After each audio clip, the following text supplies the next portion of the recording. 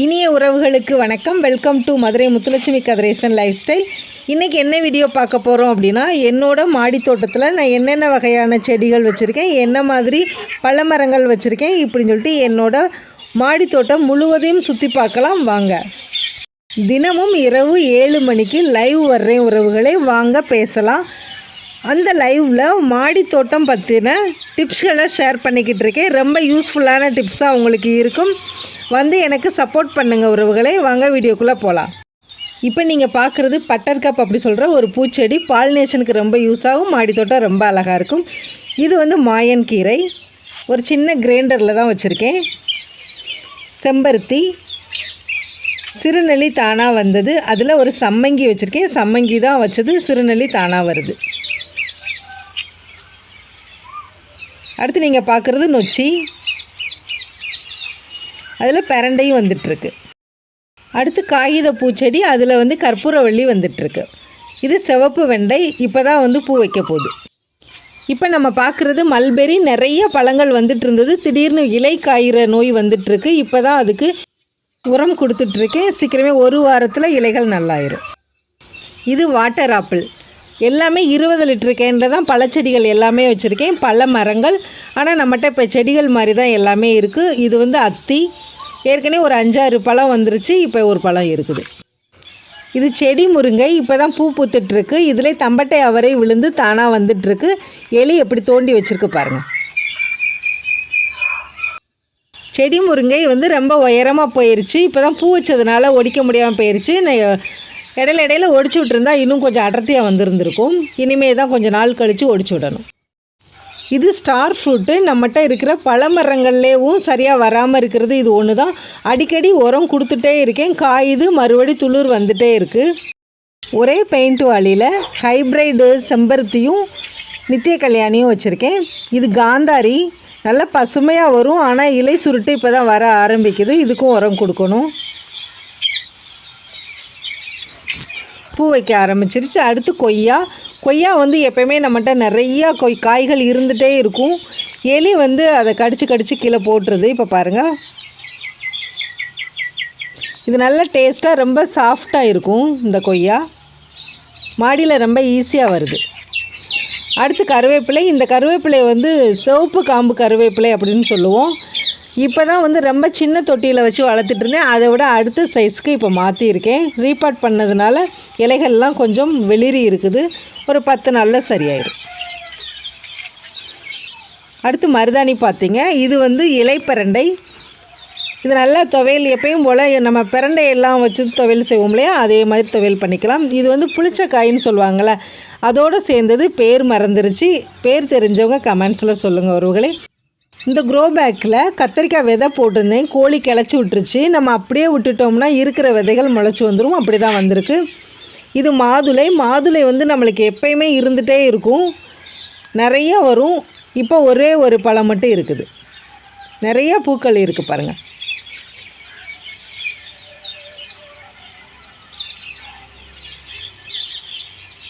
இது நல்ல பிங்க் கலரில் நல்ல டேஸ்ட்டாக இனிப்பாக இருக்கும். அதில் ஒரு கொடி பசலை இருக்குது. இது மஞ்சனத்திலே ஒரு வகை, நோனின்னு சொல்லுவாங்க. நிறைய பழங்கள் இப்போ தான் வர ஆரம்பிச்சிருக்கு.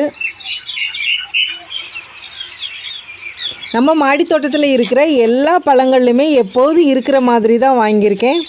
அதனால் மாடி தோட்டத்துக்கு வந்தாலே ஏதாவது பழங்கள் இருந்துகிட்டே இருக்கும். இதுலேயும் கத்திரிக்காய் விதை தான் போட்டு வச்சுருக்கேன். இந்த கத்திரிக்காயில் போட்ட விதைகள் எல்லாமே முளைப்பு வந்துருச்சு பாருங்கள். இது முள் சீத்தா, விதை போட்டு வந்துட்டுருக்கு. 1 வருஷம் ஆனது. இதிலே நெய் மிளகாய் இருக்குது. நிறைய நெய் மிளகாய் காய்ச்சி முடிஞ்சிருச்சு. மறுபடி கட் பண்ணி விட்ருக்கேன். மறுபடி துளிர் வந்துட்டுருக்கு. பின்னாடி இருக்கிறது சிவப்பு தண்டுக்கீரை, விதைக்கி விட்ருக்கேன். இது எலும்பிச்சை.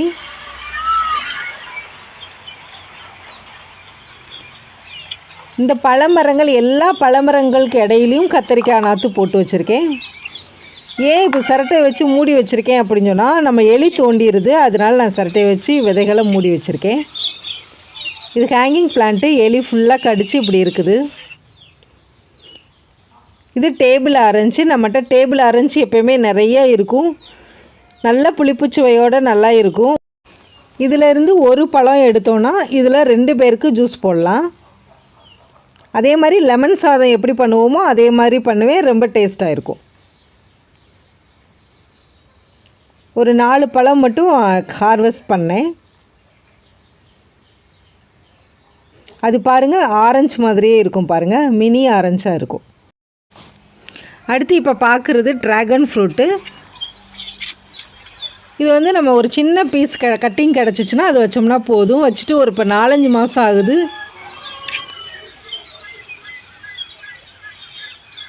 நல்ல துளிர் வந்து துளுத்துட்ருக்கு.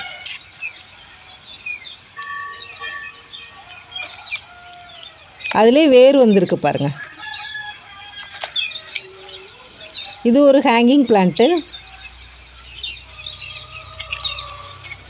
நல்ல நீளமாக வரும்.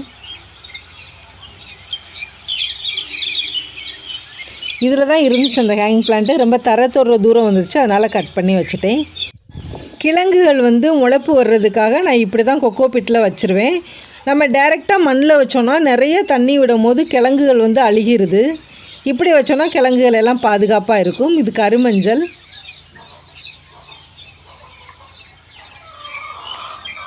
இது வெத்தலைவள்ளி கிழங்குல ஒரு வகை.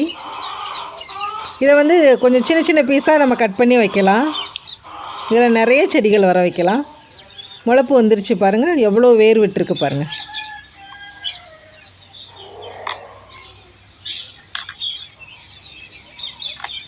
அடுத்து கொடி உருளை. கொடி உருளை வந்து வேரில் வந்த கிழங்கு இது. இதில் வந்து நல்ல நிறைய ஈல்டு வரும். இதை வந்து தரை தோட்டத்தில் வைக்கிறது, நம்ம வீட்டில் இருக்கிற வீட்டு தோட்டத்தில் வைக்கிறதுக்காக இப்போ கொஞ்சம் முளை வந்ததுக்கப்புறம் இலைகள்லாம் வர ஆரம்பித்ததுக்கப்புறம் நான் எடுத்துகிட்டு போய் தரை தோட்டத்தில் வச்சுருவேன். அதே மாதிரி தான் இன்னொரு கிழங்கு. இப்படி தான் நான் கொக்கோ பிட்டில் வைக்கிறேன். இப்படி தான் நான் ஒவ்வொரு தடவையும் செஞ்சிட்ருக்கேன். நல்லா முளைக்கும். இப்போ நீங்கள் பார்க்குறதுல இந்த சென்டரில் இருக்கிற எல்லாத்துலேயுமே வந்தீங்கன்னா டேபிள் ரோஸு நான் சின்ன சின்ன தொட்டிகளில் வச்சுருப்பேன். பிளாஸ்டிக் டப்பாக்கள் இருக்குல்ல அதில் வச்சுருப்பேன். மற்ற 2 பக்கத்துலையும் இருக்கிறது நம்ம ஆடி 18 விதை போட்ட தக்காளி, காராமணி, அதுக்கப்புறம் கருமஞ்சள், கொத்துப்பீர்க்கன், கொடி உருளை, வெண்டை, இந்த மாதிரி எல்லா விதைகளும் இந்த 3 வரிசையில் தான் வச்சுருக்கேன்.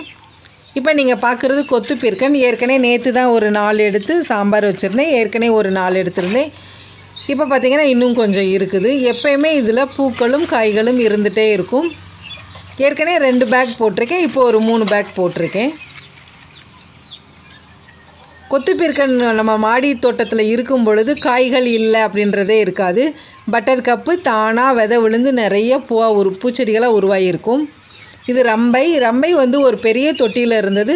அதை பீஸ் தனித்தனியாக எடுத்து இப்போ தான் வச்சுருக்கேன். துளிர் வந்துடும், அது ஈஸியாக வந்துடும்.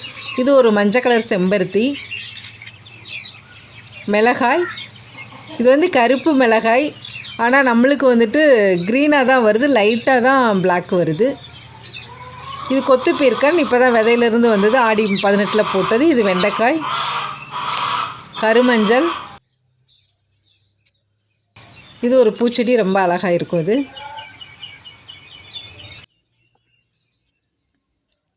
இது சாம்பு இஞ்சி.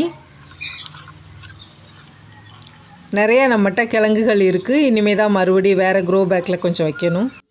மாடித்தோட்டம் பற்றின ஏதாவது டவுட் இருந்தால் கமெண்ட்ஸில் கேளுங்க உறவுகளே, பதில் சொல்கிறேன். இவ்வளோ செடிகள் தான் நம்ம மாடியில் வச்சுருக்கேன். எல்லா செடிகளுமே எனக்கு யூஸ் பண்ணுற செடியாக தான் இருக்கும். அதாவது சும்மா நிறைய வைக்காமல் எனக்கு என்ன தேவையோ அதை மட்டும்தான் வச்சுருப்பேன். ஏன்னா நம்மளோட சின்ன மாடி இல்லையா, அந்த மாடியில் நம்மளுக்கு நல்ல ஈஸியாக நம்மளுக்கு நிறைய விளைச்சல் தரக்கூடிய காய்களாக தான் வச்சுருப்பேன். இது ஃபுல்லாகவே கேட்ரஸு. கீழே அழகான இடம் செட் பண்ணி வச்சுருந்தேன். நம்ம கோழிகள்கிட்ட அதை வளர்க்க முடியலை, அதனால் மாடியில் கொண்டு வந்து வச்சுருக்கேன். மழையில் இருக்கிறதுனால எப்போயுமே இதுகளுக்கு ஆபத்து. சீக்கிரமே வேர் வந்து அழுக ஆரம்பிச்சிடும். இடம் பார்த்து வைக்கணும். என்கிட்ட இருக்கிற ஒரே ஒரு அடினியம் இது தான். ரொம்ப ரொம்ப க்யூட்டாக அழகாக இருக்கும். எல்லாமே கேட்ரஸ் வெரைட்டி தான். இங்கே பாருங்கள், எலி கடித்ததுனால அந்த செடியை அழுகி போயிடுச்சு. ரொம்ப அழகாக இருக்கும் இந்த கேட்ரஸ்ஸு. எல்லோ கலர் ஃப்ளவர் வரும். இங்கே பாருங்கள், இதுவும் எலி கடித்தது தான். இது ரொம்ப அழகாக இருக்குது பாருங்கள். எலிகளுக்கு வந்து நான் நிறைய இந்த ப்ளீச்சிங் பவுடர் இதெல்லாம் போட்டு தான் இருப்பேன். ஒரு நாள் 2 நாள் போடாமல் விட்டுட்டோம்னா அந்த மாதிரி வந்துடுது. இது எல்லாமே இன்டோர் பிளான்ட்டு. நம்ம கோழிகளால் கீழே வறண்டாவில் வைக்க முடியல, அதனால நான் மாடியில் வச்சுருக்கேன். ரியோ பிளான்ட்டு எவ்வளோ கொத்தாக வந்திருக்கு பாருங்கள், நல்லா அடர்த்தியாக வந்திருக்கு. என்னோட மாடித்தோட்டம் உங்களுக்கு பிடிச்சிருக்கா உறவுகளே? பிடிச்சிருந்துச்சுன்னா லைக் பண்ணி ஷேர் பண்ணி சப்ஸ்கிரைப் பண்ணுங்கள். தேங்க்யூ ஃபார் வாட்சிங்.